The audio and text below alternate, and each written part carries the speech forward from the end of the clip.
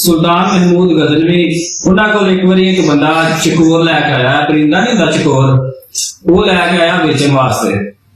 जो चकोर बेचने वास्ते लैके आया सी ना, वो एक पैर का कोई नहीं सी आया, एक लत्त तो लगड़ा सी। उन्होंने आख्या किन्ने दा है? मालक कहने ना जी रूटीन तो जी कीमत होंगी सी उहदे नालों बहुत ज्यादा दसी, बहुत ज्यादा कीमत जो दसी।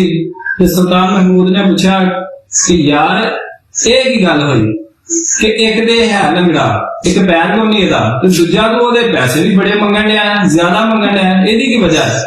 उन्हें आखा सुल्तान ये जिला ना कोई आम चकोर नहीं है, जो मैं शिकार करने वास्ते जाना वा ना, तो ये वो चकोर है कि इनू मैं जाल दे नाल बन देना है पैर, फिर ये अजीब जी आवाजा कढ़दा है, जी आवाज सुन के फिर होर चकोरां जिहड़ियां ने उत्थे इकट्ठियां हो जांदियां ने। तो जो फिर होर चकोरां इकट्ठियां हो जांदियां ने, अगे मैं जाल विछाया हुंदा है, वो विच फसदियां जांदियां ने, ये आवाजा लांदा रहिंदा है ते चकोरां हुंदियां जांदियां ने, विच फसदियां जांदियां ने। फिर मैं उन्होंने फड़ लेना। बादशाह ने आख्या अच्छा ठीक है। उन्हें जिन्ने पैसे मंगे हैं ना सुल्तान महमूद गजनवी ने उन्हें ही उन्होंने पैसे दिते। पैसे लै गए ते सुल्तान ने तलवार कड्ढी ते चकोर दी गर्दन ला दी। वो बड़ा हैरान होया, आंदा बड़ी अजीब गल है सुल्तान कि इन्ने पैसे भर के ते तू इहदी धुन ला दी है, इहदी की वजह है? कि उन्होंने फिर बड़ी खूबसूरत गल आखी।